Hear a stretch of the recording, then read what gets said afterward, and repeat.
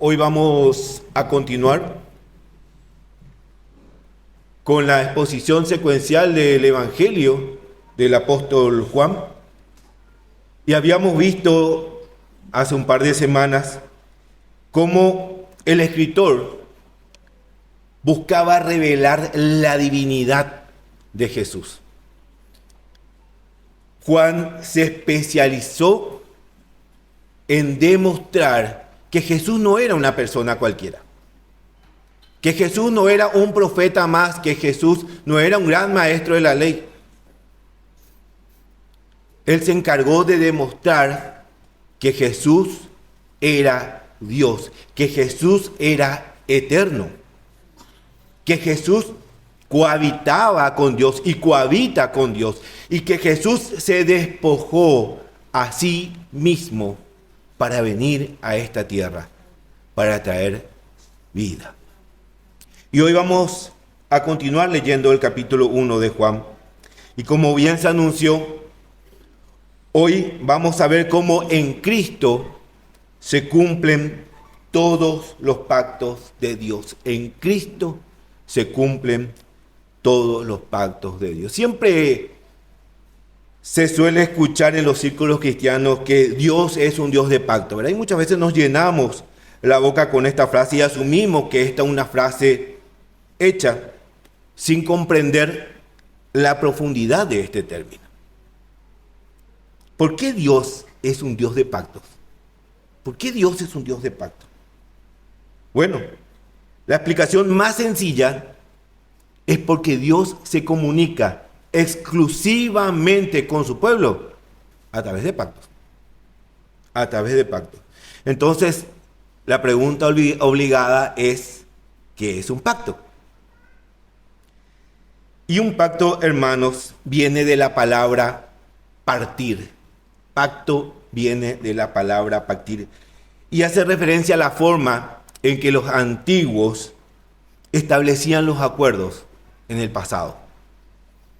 Cuando dos personas, supongamos dos reyes, establecían un acuerdo con compromisos, agarraban un animal y lo partían por la mitad. Ponían la mitad del animal a un lado, la otra mitad al otro y hacían un camino de sangre. Cada uno de los acordantes se ponía al pie de las partes y caminaban por el medio de ese camino de sangre. Allí en el medio se agarraban del muslo y establecían los compromisos para ese pacto. Yo dejo en la imaginación de cada uno de ustedes cómo era esa cena, ¿verdad? Pero lo que sí es que si uno fallaba, el compromiso es que sea partido como ese animal. Era un compromiso con una sanción, un castigo potencial. Si no cumplías con el pacto, con el acuerdo, había una sanción. Ahora, estos compromisos se hacían entre dos o más personas y todos tenían puntos para cumplir dentro de este pacto. Pero los pactos bíblicos son diferentes. Los pactos bíblicos son unilaterales. ¿Qué quiere decir esto? Que solo Dios es el que establece las reglas. El que establece el compromiso es Dios. El que establece las sanciones es Dios. Y el que establece las bendiciones, si se cumple el pacto, también es Dios. Dios establece las reglas, las sanciones, el compromiso y las bendiciones. Meredith Klein dice de esto de una manera muy sencilla, describe la palabra pacto bíblico de una manera muy sencilla. Un pacto es un compromiso divinamente sancionado. Un compromiso divinamente sancionado. Y si nos vamos a la Escritura, vamos a ver que todo, absolutamente todo, tiene que ver con pactos. ¿Y por qué le cuento todo esto? Bueno, porque hoy vamos a seguir con la exposición secuencial del Evangelio de Juan. Vamos a continuar desde el versículo 9 en el capítulo 1 y vamos a hacerle preguntas a este texto. Vamos a hacerle preguntas a este texto y vamos a ver cómo cada renglón, buscando las respuestas, nos va a llevar indefectiblemente a un pacto diferente establecido por Dios. Y si usted se pregunta, ¿por qué me tiene que interesar todo esto? Bueno, por mucho y hasta diría por todo, hermanos. Cada pacto fue establecido para bendecir al hombre. Y usted hoy, hermano, está siendo bendecido por cada uno de esos pactos y quizás usted ni lo sabe. Quizás ni lo sabe. Dios estableció 3 tipos de pactos. El pacto de redención, el pacto de obras y el pacto de gracia. El pacto de redención, el pacto de obras y el pacto de gracia. Y Juan hace referencia implícitamente hace referencia a cada uno de estos pactos en el capítulo 1 y en el versículo 9. Y le invito a que busque el Evangelio de Juan en el capítulo 1 y en el versículo 9.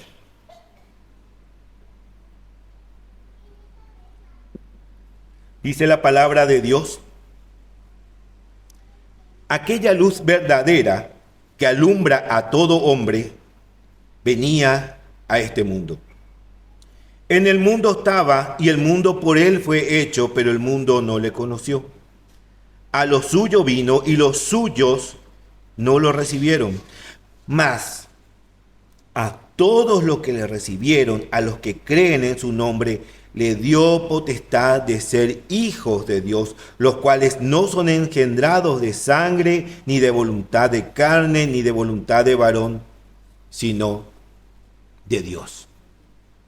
Si usted me dice, acabo de leer todo el texto y no veo ni un animal partido por la mitad, no veo un camino de sangre y no veo ni un pacto, no se preocupe, vamos por partes. Vio que Juan dice, en el principio, en el versículo 9, dice, aquella luz verdadera que alumbra a todo hombre venía a este mundo. Dijimos que le vamos a hacer preguntas al texto y la pregunta obligada es, ¿por qué la luz verdadera venía a este mundo? Juan está haciendo referencia a Jesús, al verbo que se hizo carne, a la luz verdadera.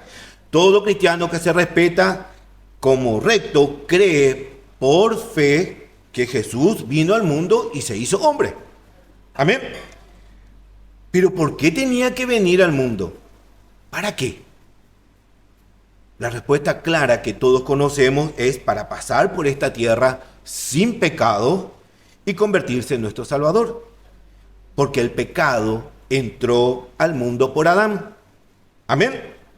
Y eso nos lleva al primer pacto, al pacto de obras. Y quiero que me acompañen a Génesis. No se desprenda de esta porción de Juan, que es ahí que enseguida volvemos, pero acompáñenme a Génesis capítulo 2, versículo 16. Usted sabe que el primer pacto que Dios establece con el hombre es con Adán. El primer pacto que Dios establece con el hombre es con Adán. Un pacto de obras. Un pacto de obras. Fíjense lo que dice en el capítulo 2, versículo 16. Y mandó Jehová Dios al hombre. Ahí hay una orden, hay un compromiso, diciendo, de todo árbol del huerto podrás comer, mas del árbol de la ciencia del bien y del mal no comerás. No comerás, una orden, un compromiso. Porque el día que de él comieres, ciertamente morirás. Un castigo, una sanción. Ahí usted tiene un compromiso divinamente sancionado. Un compromiso divinamente sancionado. No comas y vivirás. Ese es el pacto. Y la sanción es, si comes, morirás. La promesa de bendiciones, obedeces y vas a tener vida eterna. Es un pacto donde Adán tenía la obligación de obedecer, tenía que obrar. Por eso se llama un pacto de obras. Él tenía que obrar conforme a la voluntad de Dios. Fíjense que Dios no le preguntó si él quería obedecer. Dios no le preguntó tampoco si quería hacer un pacto con él. Por eso digo que los pactos de Dios son unilaterales. Él es el que establece el compromiso. El que establece el compromiso es Dios. El que establece las sanciones es Dios. Y el que establece las bendiciones, si se cumple el pacto, también es Dios. Dios no negocia con sus criaturas. Dios es soberano, hermanos. Y este es el primer tipo de pacto que encontramos en la palabra del Señor. Un pacto de obras. Y todos conocemos el desenlace, ¿no? Sabemos cómo Adán quebrantó este pacto al desobedecer, al no cumplir las obras que le comprometían al pacto. Adán y la raza humana, hermanos, desde ese momento quedó sancionada, quedaron condenadas a muerte y a destrucción. Ese era el castigo establecido por quebrantar el pacto que Dios le había ordenado. Era un pacto de obras. Oseas, el profeta, en el capítulo 6 y en el versículo 7, trae a memoria este episodio, este hecho, al recriminar a Israel por su idolatría.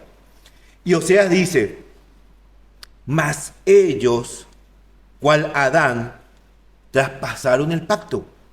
Allí prevaricaron contra mí. La Nueva Versión Internacional dice: ellos son como Adán, han quebrantado el pacto, me han traicionado. ¿A qué pacto hace referencia el profeta Oseas? Al pacto de obras establecido en el Edén. Y ahora, todos tenemos un problema.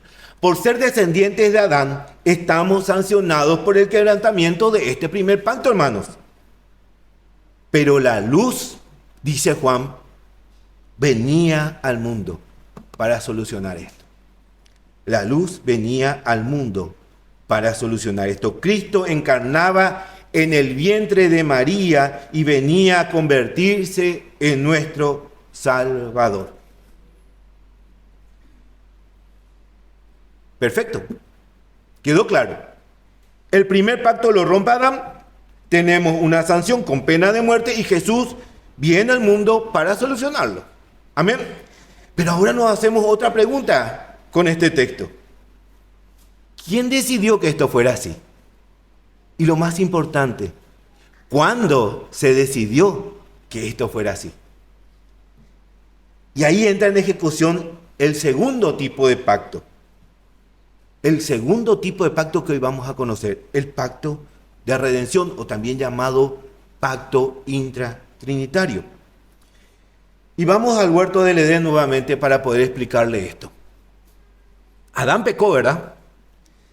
Pero ¿usted piensa que esto le tomó por sorpresa a Dios? ¿Usted piensa que Dios no sabía? Mirá, a este muchacho, le puse todo, yo no pensé que me iba a fallar. ¿Y ahora qué hacemos? Ay, no sé, ¿y si diseñamos un plan B? No, hermanos, esto no es así. Dios en la eternidad contempló que el hombre pecaría. Dios tiene control absoluto de todo. Dios tiene conocimiento absoluto de todo.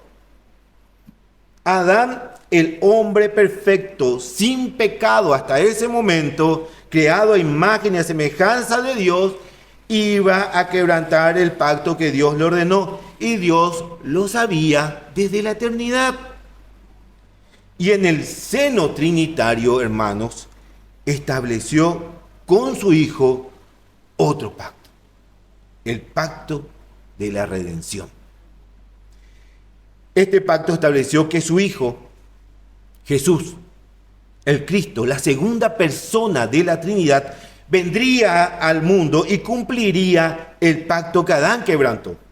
Él iba a cumplirlo, devolviendo la posibilidad de nuevo al hombre de tener vida, la bendición que Dios le había prometido a Adán. ¿Se acuerdan? Si obedeces, vas a vivir, pero si comes, vas a morir. El pacto estaba quebrantado y Jesús venía a restaurar ese pacto. Este nuevo pacto con Jesús se estableció en la eternidad entre las tres personas de la Trinidad: Dios el Padre, Dios el Hijo y Dios Espíritu Santo. Por eso también se llama pacto intratrinitario. Hebreos capítulo 13, en los versículos 20 y 21 dice, Hebreos 13, 20 y 21, y el Dios de paz, que resucitó de los muertos a nuestro Señor Jesucristo, el gran pastor de las ovejas, por la sangre del pacto eterno, os haga aptos en toda buena obra para que hagáis su voluntad. Pacto eterno. Eterno. No tiene principio, no tiene fin. ¿Por qué? Porque este pacto no está sometido al tiempo. Este pacto no se hizo en el mundo. Este pacto no se hizo en la tierra. Este pacto se hizo en la eternidad. Este pacto no tiene fecha de inicio, porque se hizo en la eternidad. En este pacto, hermanos, el hombre no participó para nada. Esto lo decidieron allá, en la eternidad. Y tras la caída, sí, Dios le revela a Adán lo que va a pasar. Le cuenta cómo en la eternidad ya tenía preparada la solución que él mismo estableció para salvar al hombre. Fíjense en Génesis, en capítulo 3 y en el versículo 15. Dios le dice al hombre: y pondré enemistad entre ti y la mujer, y entre tu simiente y la simiente de la mujer. Esta te herirá en la cabeza, y tú le herirás en el calcañar. Dios le cuenta a Adán que de la simiente de la mujer nacería un día quien pisaría la cabeza de la serpiente. Un plan redentor. Es el Padre quien toma la iniciativa en la Trinidad, y Dios el Padre, el que sabe que Dios va a fallar, y establece que el Hijo será quien vendrá a este mundo para obrar como el Cordero perfecto. Volviendo al Evangelio de Juan, ahora en el capítulo 5 y en el versículo 36, el Señor Jesús decía: mas yo tengo mayor testimonio que el de Juan, porque las obras que el Padre me dio para que cumpliese, las mismas obras que yo hago, dan testimonio de mí, que el Padre me ha enviado. Él no vino por su propia cuenta, Él no vino porque se le ocurrió. Él vino porque el Padre le había enviado. Este, hermanos, es el pacto de redención. Ahora, Adán tiene una promesa. Adán ahora tiene una promesa de parte de Dios, para que sepa que no todo está perdido. Pero en este pacto, a diferencia del primero, él no tiene obras que realizar, pero sí tiene que creer. ¿En qué tiene que creer? Tiene que creer que un día nacería de la simiente de la mujer aquel que derrotaría a la serpiente y restauraría lo que él quebrantó, devolviendo la vida eterna. Tito capítulo 1, versículos 1 y 2 dice: Pablo, siervo de Dios y apóstol de Jesucristo, conforme a la fe de los escogidos de Dios y el conocimiento de la verdad, que es según la piedad, en la esperanza de la vida eterna, la cual Dios, que no miente, prometió desde antes del principio de los siglos.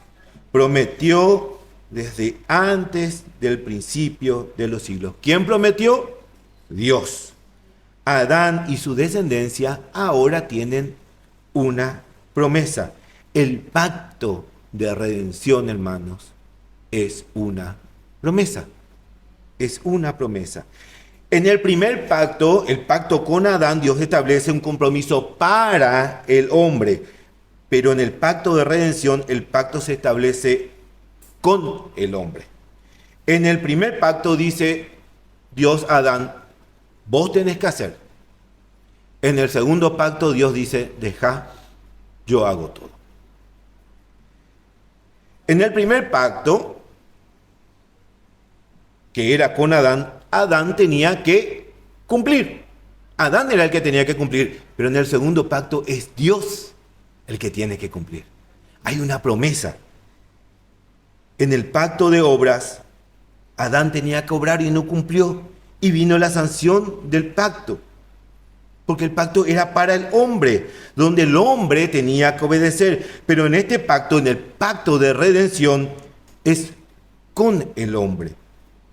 No le entrega una orden para cumplir, le entrega una promesa. Le entrega una promesa, que un día vendría el Salvador y Adán no tiene que cumplir ninguna obra, solo tiene que creer, aguardar en el Señor, confiando que en el tiempo justo esa promesa se cumpliría. Y Juan dice que la luz venía al mundo para cumplir este pacto realizado en la eternidad. Vimos dos pactos, pacto de obras, el pacto de redención. Y vamos a quedarnos un poquito todavía en el huerto del Edén para poder contextualizar lo siguiente que viene diciendo Juan y seguir continuando con el análisis de estos versículos. ¿Se acuerdan qué pasó con Adán cuando Dios lo llamó desde el huerto del Edén tras comer el fruto? Adán y Eva se escondieron. Adán y Eva huyeron. ¿Y cuál era la sanción por desobedecer? La muerte. El pecado trajo la muerte al mundo, al hombre, cambiando su polaridad con Dios, que es vida y santidad. Y ahora la naturaleza del hombre es velada. Y el hombre huye de Dios en vez de buscarle. Adán perdió la capacidad de buscar agradar a Dios, pero no perdió la responsabilidad. No perdió la responsabilidad por desobedecer a Dios. Y todos los hombres, desde Adán, son responsables por desobedecer a Dios, por más que no tengan la capacidad de obedecerle. Eso persistió hasta que la luz vino al mundo, como dice Juan. Y seguimos leyendo en el versículo 10 de este primer capítulo de Juan. En el mundo estaba, dice el apóstol, y el mundo por él fue hecho, pero el mundo no le conoció. A lo suyo vino, y los suyos no lo recibieron. Así como Adán huyó y se escondió de Dios, su descendencia, a consecuencia del pecado, siguió dando la espalda a su Creador. El Salmo 53:2 dice: Dios desde los cielos miró sobre los hijos de los hombres para ver si había algún entendido que buscara a Dios. Cada uno se había vuelto atrás, todos se habían corrompido. No hay quien haga lo bueno, no hay ni uno, ni aún uno. Nadie busca hacer lo bueno. ¿Recuerdan que Juan establece unos versículos antes en su evangelio, en este mismo capítulo, que el Verbo se había encargado de ejecutar toda la creación? Todo lo que fue hecho por el Señor Jesús. Es la parte activa, la parte creadora de este mundo. Pero ahora su creación rechaza a su Creador. Porque el primer pacto, hermanos, está quebrantado y el hombre está sometido a la condena de este quebrantamiento. El hombre rechaza a Dios porque está bajo la potestad del pecado, es un hijo de desobediencia. El hombre natural no es hijo de la luz, es un hijo de las tinieblas y por eso rechaza a la luz que viene al mundo. Por eso rechaza la luz que viene al mundo. Jesús dijo en Juan 8:42, Jesús entonces les dijo, si vuestro Padre fuese Dios, ciertamente me amaríais, porque yo de Dios he salido y he venido, y no he venido de mí mismo, sino que Él me envió.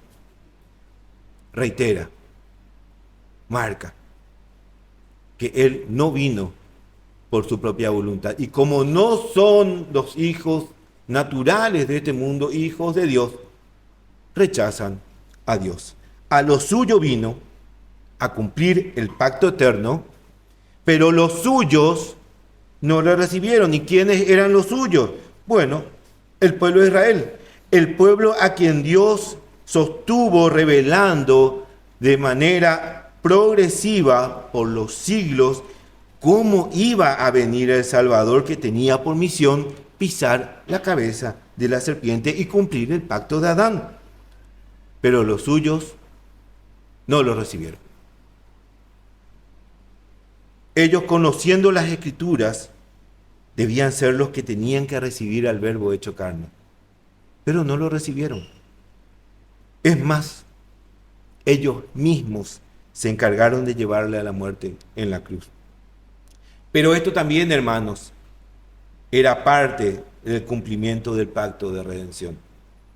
Y es lo que enfatiza Pablo en el libro de Hechos, en el capítulo 13 y en el versículo 26, cuando expone en la sinagoga de Antioquía.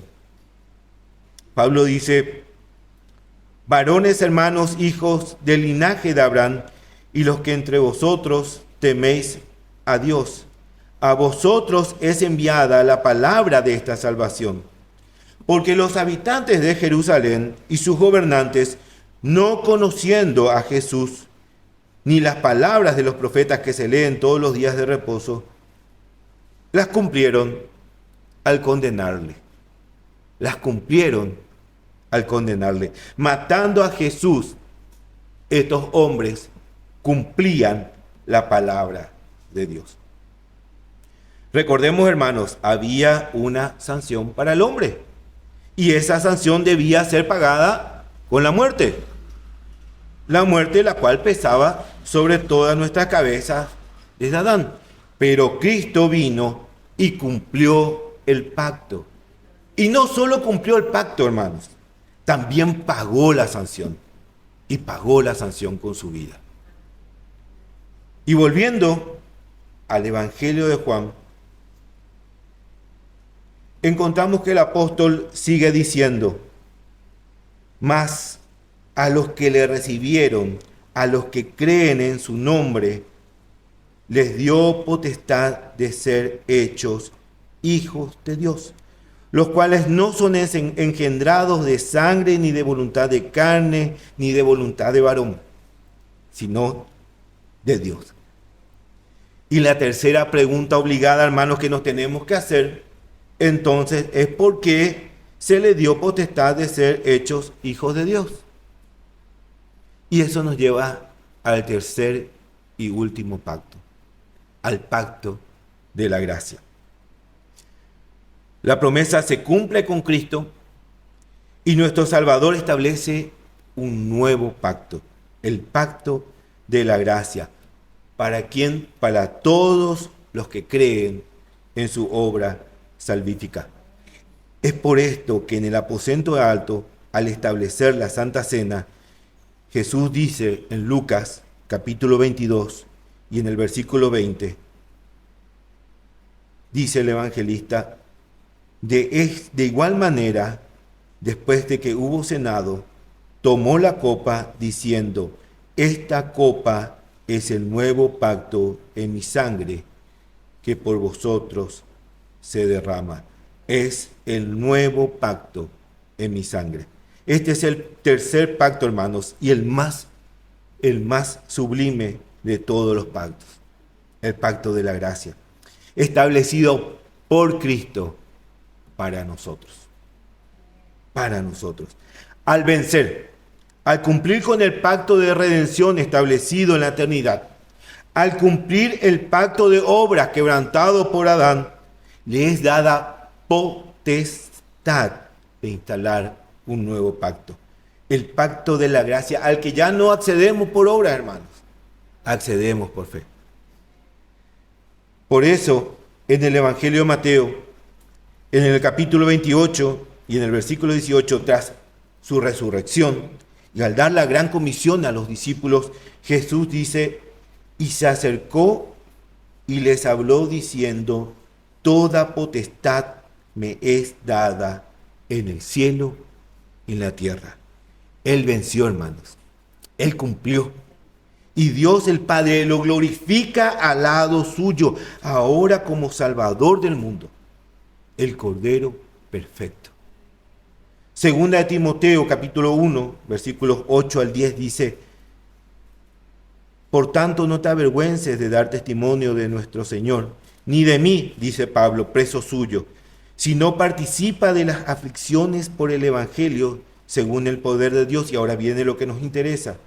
Quien nos salvó y llamó con llamamiento santo, no conforme a nuestras obras, sino según el propósito suyo y la gracia que nos fue dada en Cristo Jesús, ¿cuándo?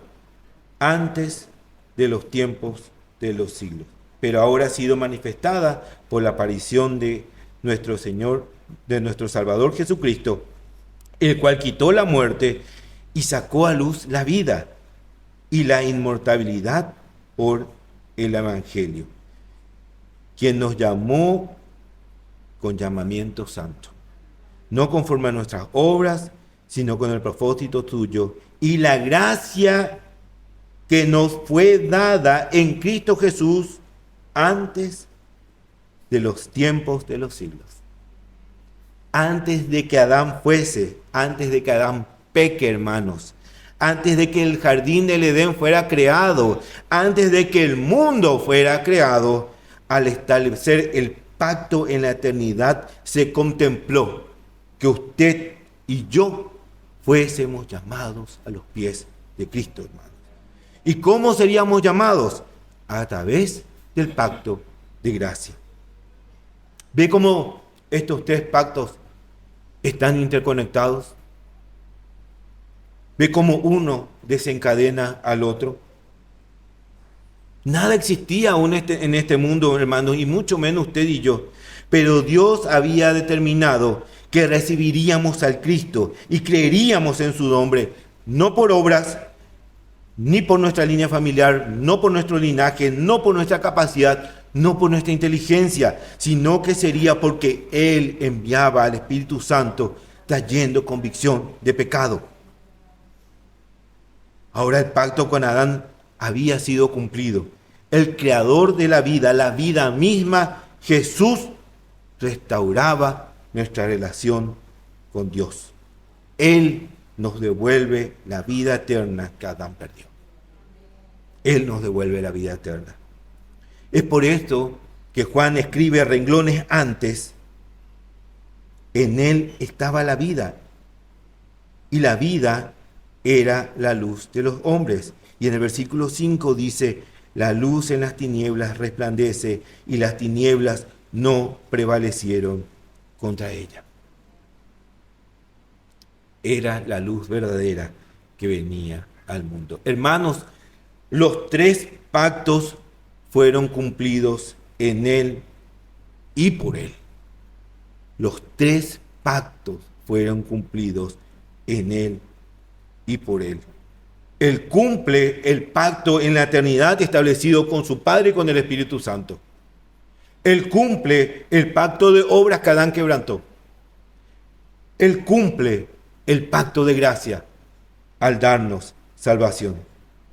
Y ahora nosotros, hermanos, aferrados a esta promesa, así como Adán se aferró en el jardín del Edén a la promesa de que algún día vendría de parte de Dios quien pisaría la cabeza de serpiente, así nosotros hoy nos aferramos a la promesa ya cumplida, sabiendo que por la fidelidad de Cristo, por la fidelidad de Cristo, tenemos nuevamente vida y vida en abundancia. Vida en abundancia.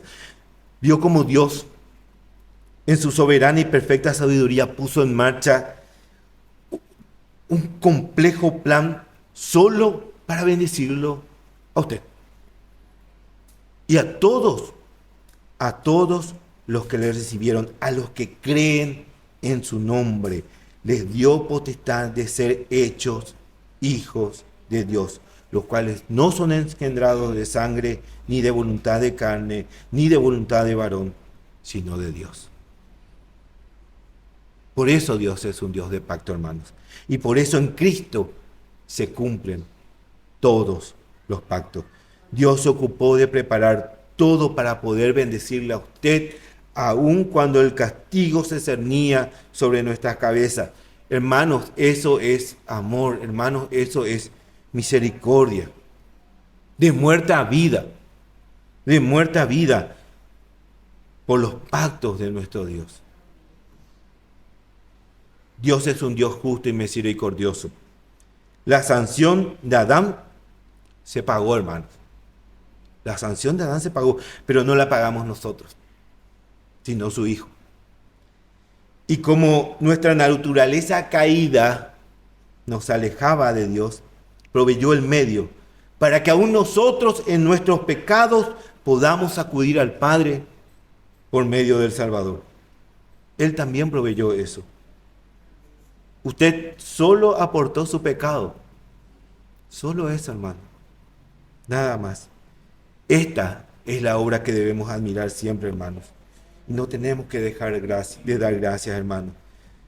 Nos tiene que llevar a maravillarnos, a glorificarlo, a humillarnos delante de tan perfecto plan de amor, hermanos. La luz verdadera, hermanos, vino al mundo. Cristo vino para cumplir los pactos y devolvernos la vida eterna. A Él sea la gloria por siempre.